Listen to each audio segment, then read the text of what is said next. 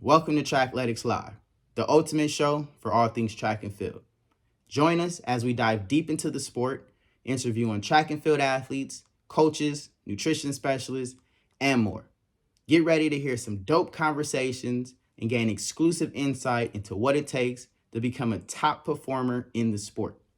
Whether you're a seasoned track and field athlete or just starting off, this is the show for you. So make sure you smash that like button, hit the subscribe button so you never miss an episode. Let's get into the show. Hello, everyone. Let's welcome Erin. Hi. Hello. Good morning. How are you doing today? I'm good. It's actually the afternoon for me. I'm on the East Coast, Yeah, but yeah. Good I- morning to West Coast people. it's morning for me. Just finished training. How's your day going so Oh, far? nice.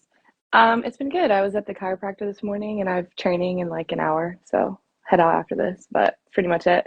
What are you currently working on for training? Oh, that's such a loaded question, I feel like. I'm currently kind of like fixing a lot of stuff with my high jump right now, which is kind of been a mess, but other than that, everything's actually been going really well.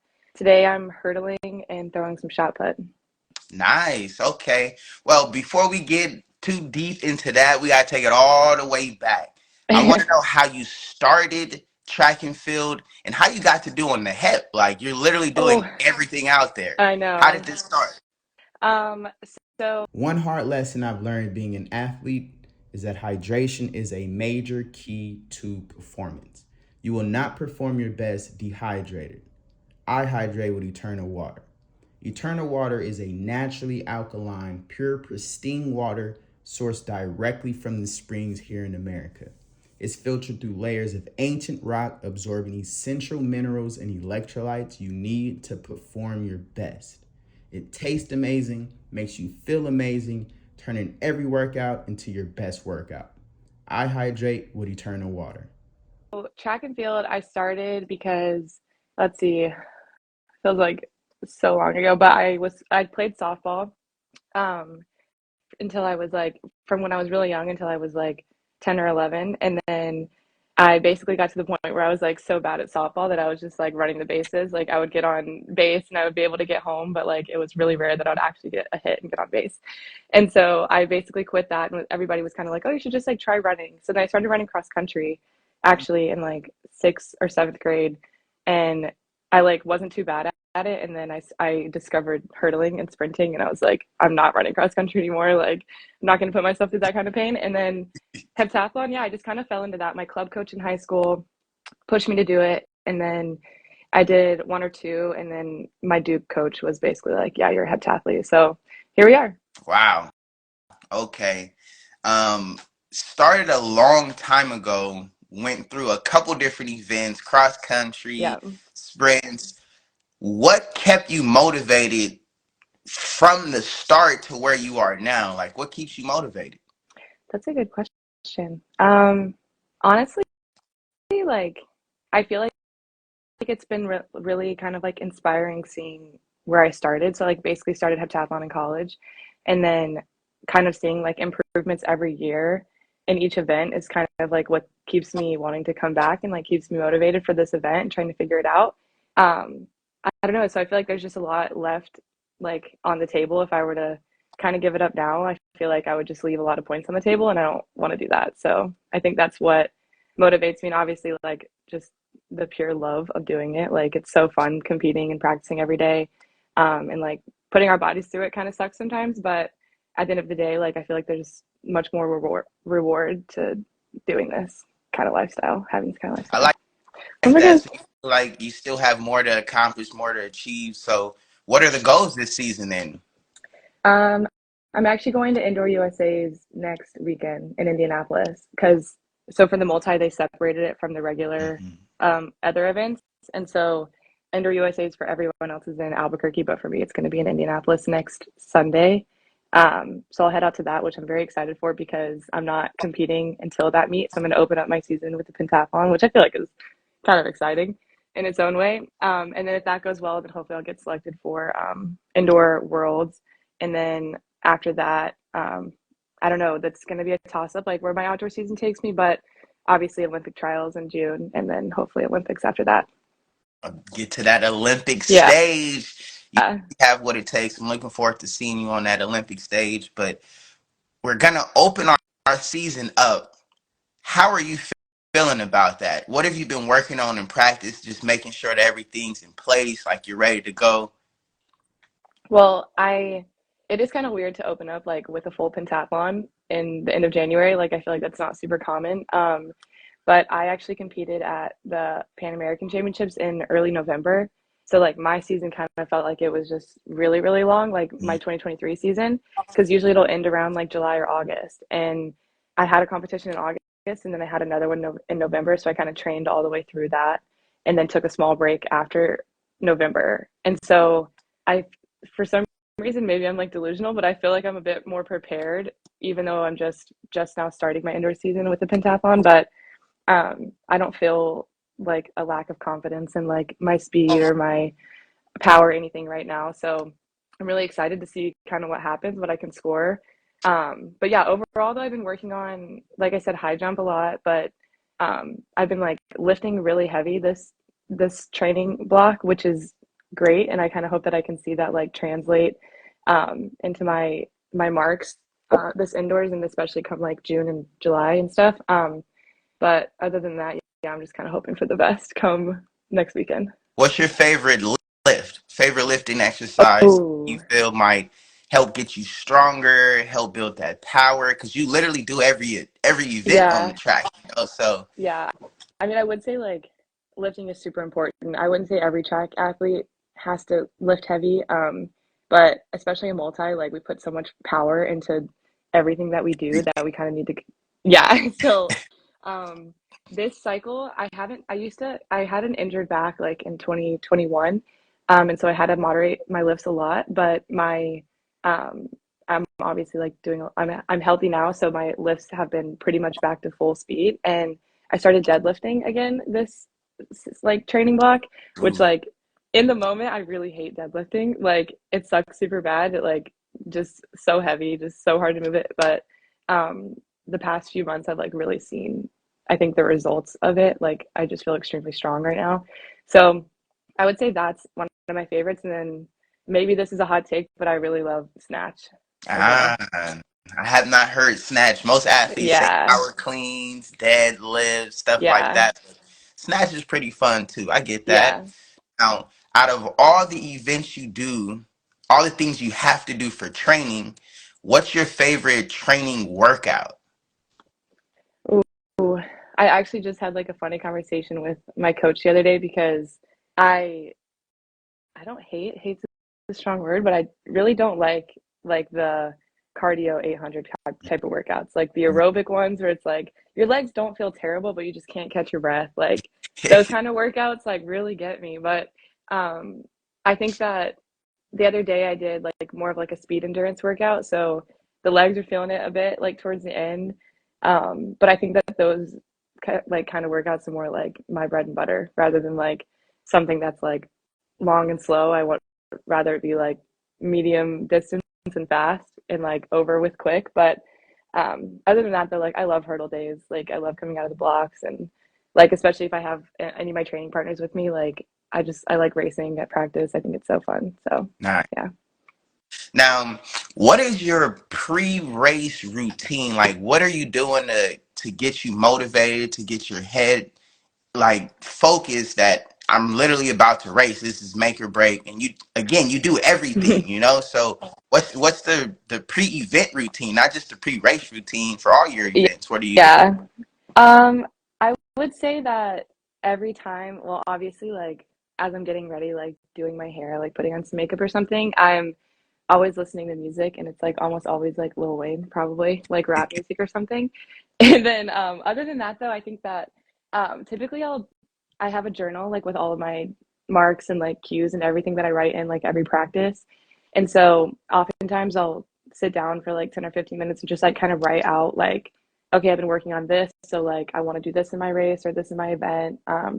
This is like kind of like a goal, like give or take, for this event that I want to see out of this. And then yeah, I just like then after the race I'll kind of reflect on that in my journal and see if I executed or if I like put up a good mark or anything like that and see like what I did or what I did right or what I did wrong. So I write down a lot of stuff. And I think as a multi it's important because we do so much and it's like super easy Much. to forget or just like I don't know, just get overwhelmed if you don't like kind of just like get it out of your head. So I think it's important.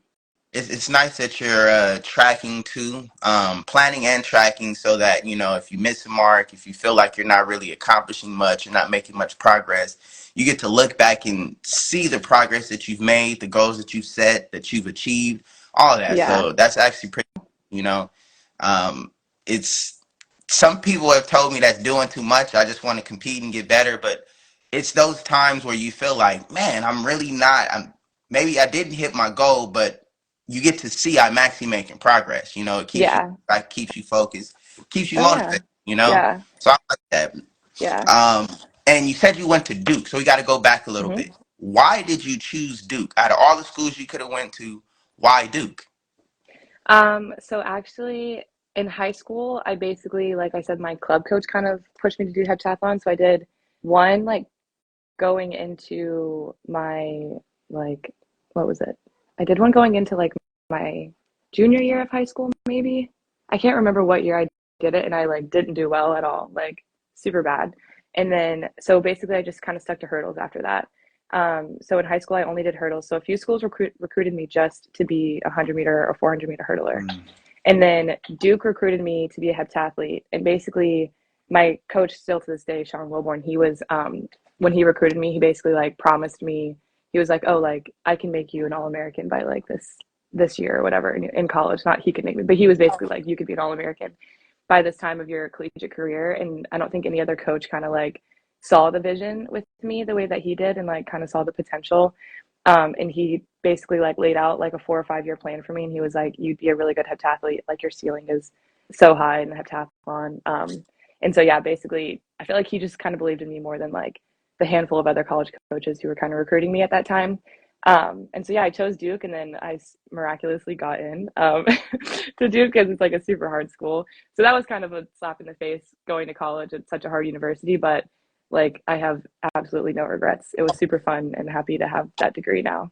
Wow, that's amazing. How did you Yeah. feel having a coach that really believed in you, wanted to take that chance, really wanted to see you reach your full potential, because there's so many coaches out there and programs that'll just use you Yeah. and toss you to the side, Yeah. Like So how did that false help you? How did that promises. make you feel? Um, he, sorry, I think someone's like pulling up, but he actually like um it was really nice. I feel like I've been lucky enough like in my upcoming years with track and field that I've had a high school coach who believed in me like an insane amount, a club coach who believed in me an insane amount, and then like luckily I have him now who believes in me.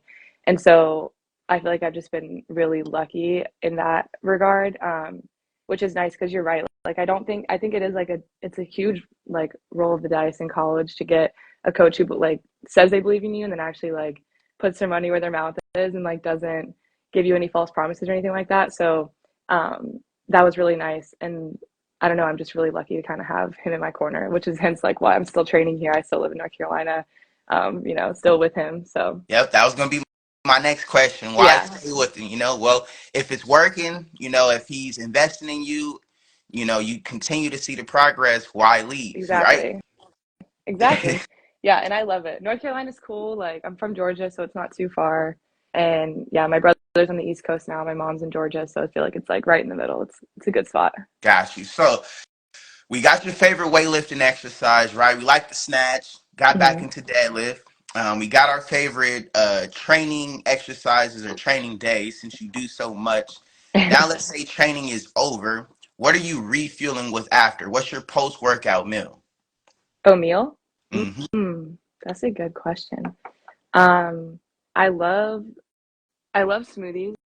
I make smoothies all the time, but I would honestly say that like I eat like a bunch of steak. I love steak, especially lately, like the past like few months, I've been eating a lot of steak. I think I just crave protein like after a hard workout.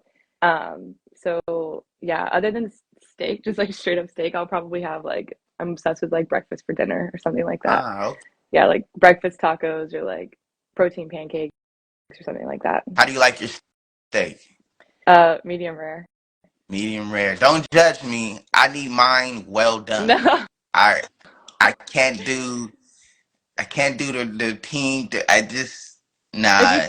But I am think there. about it too much, maybe it's gross, but it tastes so much better when it's That's medium rare. what they say. I can't get over the look of the pink steak. I don't know. Yeah, Maybe I'm not grown yet. I got some growing up to do. I know. It's time to grow up. Yeah. How are No, you the making medium your rare is the best. how are you making your smoothies? What are you putting in them? Usually just whatever like frozen fruit I have in my freezer. Some like vanilla protein powder. I always have vanilla protein powder. Some spinach, anything like that. Yeah, and I also this isn't like your question, but I also take creatine like every day that I'm training. So um I don't put that in my smoothies. I kind of do that in like my pre-workout, like just like electrolyte I was creatine kind of I combination. was gonna ask that too. If you taking any type of hydration mixes, Uh-huh. supplements, or anything. Yeah, I take I mean I drink like a bunch of water, but I mean I have to kind of complement that with some electrolytes and I love the Noon tablets. They're my favorite Uh, because the grape Noon tablet is like my favorite flavor of all time. Or the lemon lime one. Both of those I the like. lemon lime is Uh-huh. that one right there. Yeah, That's it Noon every really did time. that one. Yeah, Noon is I like Noon. I'm actually not too picky though. Like I'll pretty much drink like whatever electrolytes, but I don't like the ones that taste like super fake or super sweet because I'm just like I can't drink that before a workout or something. Yeah, I can't do the ones that are super sweet either. But that Yeah, lemon lime is the perfect one for yeah. me. Um, but what are your long term plans with track? This is an Olympic year, right? So we got Mhm. Olympic goals, but what are the long term plans? Um, I don't know. I feel like I don't know if I ever really like once I started running track, I kind of was just taking it like day by day, year by year kind of thing because I didn't really know where it would lead me. And then I feel like I've always just kind of not really put like a limit on it. And my dad always used to tell me like to shatter the glass ceilings. Like that's kind of something that I like reference back to a lot with myself. Like I never expected when I started running track to like go to like junior nationals when I was like in high school. And then I never expected to like win those, and I never expected to go to college for track and then like become an all-American. So I feel like it's like every year it's kind of I've like set out like a crazy goal, and it's like if I don't achieve it, it's fine, but if I do, then it's like what's next type of thing. So yeah, obviously the Olympics is a huge goal, and then I mean like even next Olympics, like having them in LA is another huge goal. And so yeah, I would say that that's definitely my long-term goal is just kind of train through LA and then go from there and then hopefully be a two-time Olympian and then like the in between like have some fun with it, make worlds, win some medals hopefully would be super fun. I don't know, I feel like I don't have any like dead set expectations, but I mean maybe I do if I'm saying like be a two-time Olympian. But Two yeah, I would times, say two times. Nah, you definitely yeah. have what it takes. And how is VS Athletics helping you this season? So I just met with Matt or talked with Matt on the phone, and so he's gonna sponsor me. I think this coming season, which is super helpful. Like very excited about that because I don't think a lot of people realize like how tricky it is to kind of navigate like the post collegiate track atmosphere. But so Matt's being super helpful with that, and VS Athletics is gonna sponsor me come this season. So I think I'm meeting with him this coming week to kind of finalize everything, but I'm very excited. He's going to help me without all my travel and my expenses and like some gear and some implements. I mean, like as a multi too, it's really nice to kind of have like somebody who's like, oh, I can get you a shot put or I can get you a javelin if you ever need it. So that's super helpful. Very excited about that. Again, because you do every event, Yeah, right? Like you need so many different pairs of spikes, I sprints, know. and jumps, and the distance I spikes. know Like there's so many different types of spikes, equipment, and all of that. So it can definitely add up. But like you for said, sure. navigating this post collegiate space is tough. There's no rule book. There's no Yeah. guidelines, right? I know a lot of people that have a full time Mhm. job, part time job, and they're still trying to train. That cuts into your recovery So time. crazy. Yeah, Yeah. it's so much going on that it's so hard to stay focused and actually achieve the goals that Yeah. you can. So shout out to our friends at VS Yeah. Athletics. I think that is major that they're actually supporting, but not just money, not just shoes, but with a lot of a lot of resources that Yeah. we need to see. So that's Because it's huge. like, That Yeah, because sometimes you kind of have to like readjust your season based on like what you can afford and what you can't afford. So it's really nice that he's willing to kind of help me out. That takes like a huge stress off my shoulders. So I'm very appreciative. Now you Yeah. focus, actually accomplish the goals you set for yourself. Yeah. Um, and again, we never know how far that can actually take you. Hmm. That could definitely help you become that I two-time Olympic champion. know. Sure. I know. Shout out to VS Athletics for real. Shout out to VS. Yeah. There's some good guys over there. They really love track. They've been in Hmm. it themselves, so they understand what it feels like to be in that athlete's position. And now they're ready, building a team to help.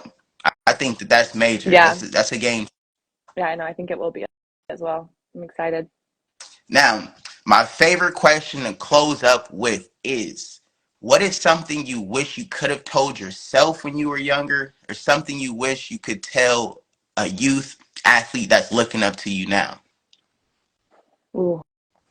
Um, let's see. If I had to pick one thing, I'd probably, this is hard. This one's tough because easier said than done. And I think that I wish I could have, especially told myself this like early on in college, but is like not to get caught up on like the little, like not the little things, but not to get so like beat down by one bad race or like one bad mark or one bad event. Like I would like that's not who you are as an athlete. I think that my indoor season of 2021 in college, I had like hurdles is like one of my favorite events. I've been doing it so long. So I feel like it's like my personal favorite event. And I was having such a bad indoor season. And I was like, maybe I just lost it. Like, I'm not a good hurdler anymore. Like, you know what I mean? I was like, I was using that to define myself. Mm. And I think that created like a negative cycle. And I was getting caught up on the small things there. And then I went on to like win ACCs like a week later in the hurdles. So I was like, what am I doing? You know what I mean? Like I'm in my head so much. I just need to like get out there and run and have fun, and realize that like it is a journey, it is a process, and that how fast I'm running in January isn't going to reflect how fast I'm going to be running when like the lights are the brightest at Olympic trials or something like that. And so, and I wasn't having fun. Like I was getting in my head too much and I wasn't performing and I just needed to kind of snap out of that. So I would just say like, in summary, I kind of just rambled on, but in summary, I would just say to, like look at the bigger picture and kind of enjoy the moments in between, but realize that like one bad race doesn't really define you or a couple bad races don't define you. I love that. It is a journey. So that one race doesn't define you. Like you said, how fast you're running in January won't be how fast you're running when the lights are the brightest. Yeah. I love that. I love that. That's deep. Well, thank you for taking the time out of your day to sit down and have this conversation with me. I greatly appreciate it. It's been a pleasure getting to know more about your journey, your goals, what you're looking to accomplish. I'm wishing you the best, wishing you a healthy season with plenty more PRs, and I'm hoping to see you on that Olympic stage. Thank you. Yeah, thanks for taking the time. This has been fun. This has been fun. Well, that is it for us here on Trackletics Live. See y'all next episode. Peace.